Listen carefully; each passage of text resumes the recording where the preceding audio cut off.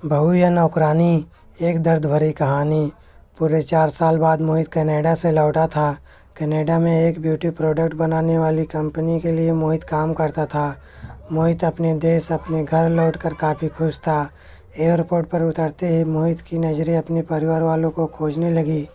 जल्द ही उसे अपने माँ बाप, भाई भाभी, बड़ी बहन और खुद की 3 साल की बच्ची भी एयरपोर्ट पर खड़ी नजर आई। लेकिन उसकी नज़रें शोभा को खोज रही थी। वो सोचने लगा, ये शोभा मुझे मिलने आई क्यों नहीं, और ऊपर से उसने हमारी छोटी सी बच्ची को भी यहाँ भेज दिया। मोहित एयरपोर्ट पर सबसे हंसी खुशी मिला। फिर उसने शोभा के बारे में पूछा तो उसकी दीदी बोल पड़ी, भाई वो घर पर ही है, तुम्हारे लिए खाना तैयार कर रही है। वह तो आज ही तुम्हारे आने की खुशी में काम करने लगी है, वरना वो कोई काम करती कहाँ है। मोहित ने अपनी बेटी को प्यार से उठा लिया, लेकिन उसकी बेटी उसे देखकर रोने लगी। लाओ मुझे दे दो बच्ची को, या तुम्हें काफ़ी दिनों बाद देख रही है ना, इसलिए पहचान नहीं पा रही होगी, कहती हुई दीदी ने बच्ची को अपने पास ले लिया। सभी टैक्सी में बैठकर अपने घर की तरफ रवाना हुए। मोहित अपने परिवार से मिलकर खुश था, लेकिन यह बात कि शोभा उसे एयरपोर्ट पर मिलने नहीं आई उसे काफ़ी परेशान कर रही थी। वो सोचने लगा, क्या खाना बनाना इतना ज़्यादा ज़रूरी था, मुझसे मिलने से भी ज़्यादा, और वो भी तब जब मैं 4 साल बाद वापस आया हूँ। इन्हीं ख्यालों में घर तक का आधा रास्ता बीत गया। अब उसकी बच्ची उसे देखकर रो रही थी, इसलिए मोहित उसके साथ खेलने लगा। बाकी का आधा रास्ता भी खत्म हुआ और सब घर पहुंच गए। गाड़ी की आवाज़ सुन शोभा बालकनी में आकर खड़ी हो गई और मोहित की तरफ देखने लगी।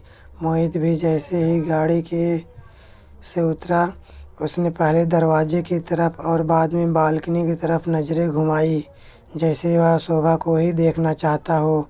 मोहित से नज़रें मिलते ही शोभा के चेहरे पर मुस्कान झलक पड़ी। मोहित भी उसे देखकर हल्के से मुस्कुरा दिया। सभी घर के अंदर गए। शोभा सबके लिए पानी लेकर आई और पानी को देने के बाद फिर से किचन में चली गई चाय बनाने के लिए। थोड़ी देर तक सभी परिवार वालों से बात करने के बाद मोहित शोभा को बुलाने लगा। माँ ने उसे बीच में टोकते हुए कहा, रहने दो उसे, किचन में थोड़ा काम कर लेने दो, बाद में वह अपने आप आ जाएगी। तुम बैठो यहाँ मेरे पास, वैसे भी कहाँ ज़्यादा काम करती है वह। मोहित यही बात दूसरी बार शोभा के बारे में सुन रहा था।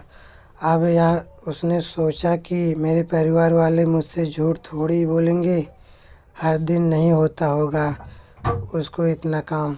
आज थोड़ा सा काम है, करने देते हैं, मैं बाद में उससे बात कर लूँगा। मोहित अपने परिवार वालों से बातचीत में मग्न हो गया। एक के बाद एक रिश्तेदार और पड़ोसी मोहित को मिलने आते रहे और शोभा को किचन से बाहर निकलने का समय ही नहीं मिला। सभी के लिए चाय बनाना, नाश्ता बनाना, यही करते करते शाम हो गई।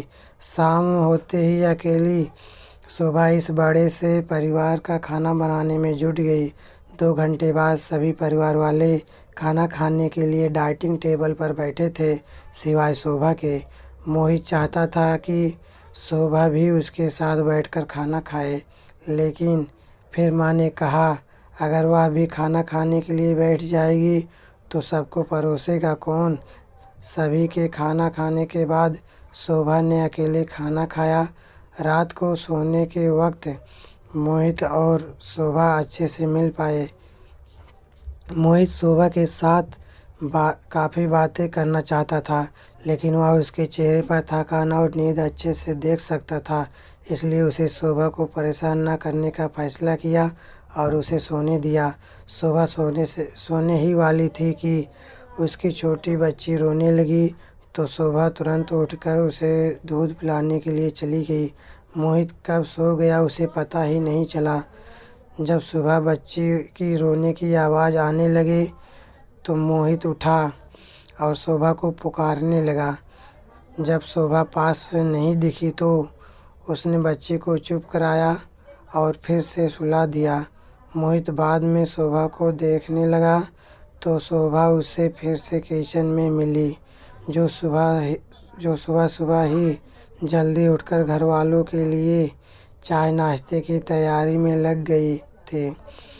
अब मोहित सोचने लगा, माँ और दीदी तो कहती थी कि शोभा ज़्यादा काम नहीं करती, लेकिन जो मैं देख रहा हूँ वो तो कुछ और ही है।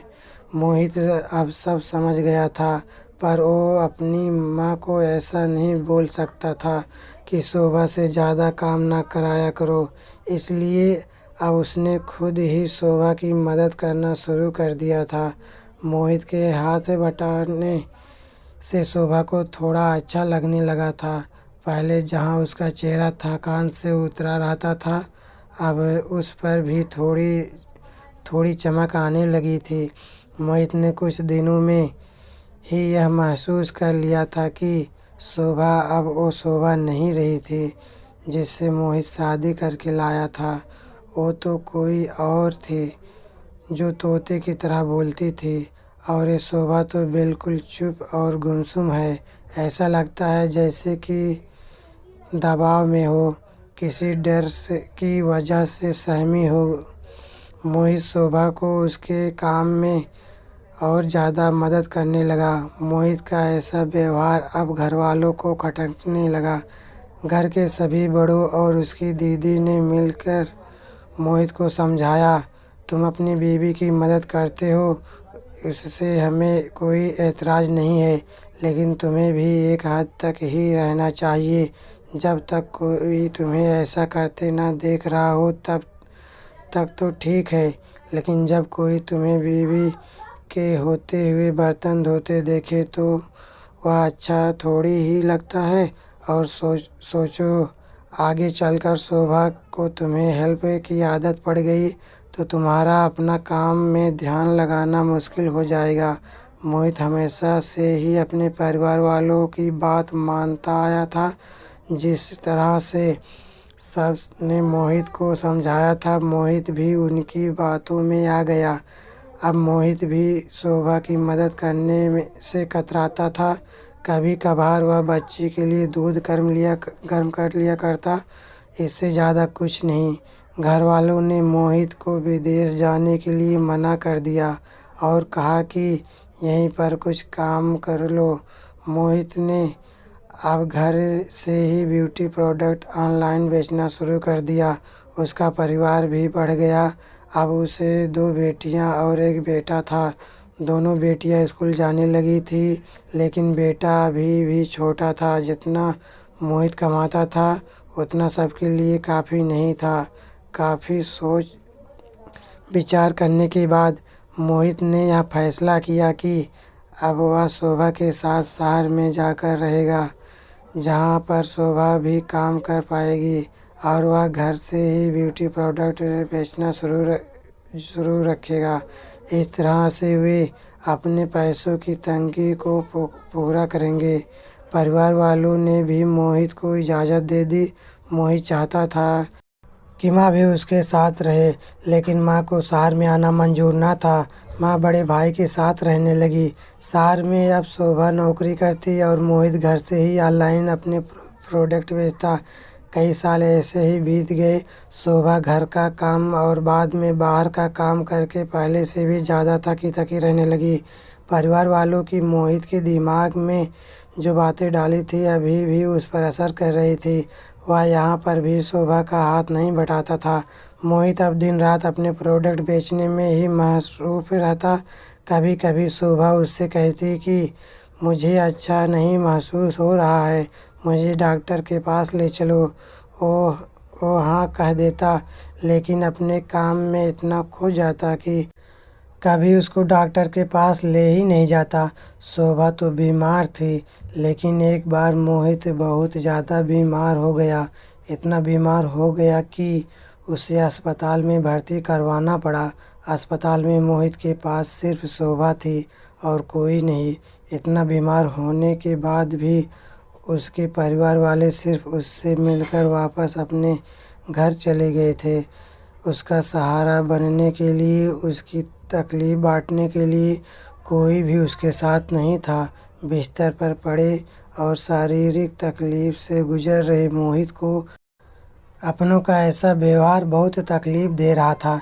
फिर वह सोचता कि उसने भी तो शोभा के साथ जिंदगी भर यही किया है। क्या वह शोभा का जीवन साथी सिर्फ नाम का ही नहीं था?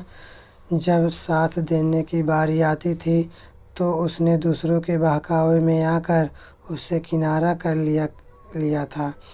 यहाँ तक कि शोभा के खुद अपने मुंह से कहने के बाद भी उसकी तकलीफ को वो नज़रअंदाज करता आया था।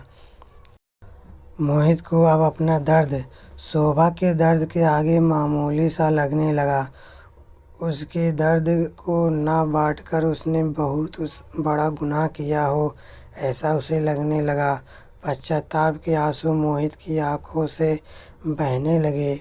उसने अपनी सारी गलतियों और गुनाहों के लिए शोभा से माफ़ी मांगी। दोस्तों, जीवन साथी का मतलब होता है जीवन के हर उतार चढ़ाव में, जीवन के हर मोड़ में जो साथ दे। साथ होने और साथ देने में जितना ही फ़र्क होता है, जितना फ़र्क वादा करने और सचमुच वादा निभाने में होता है। दोस्तों, वीडियो पसंद आया तो वीडियो को लाइक और चैनल को सब्सक्राइब जरूर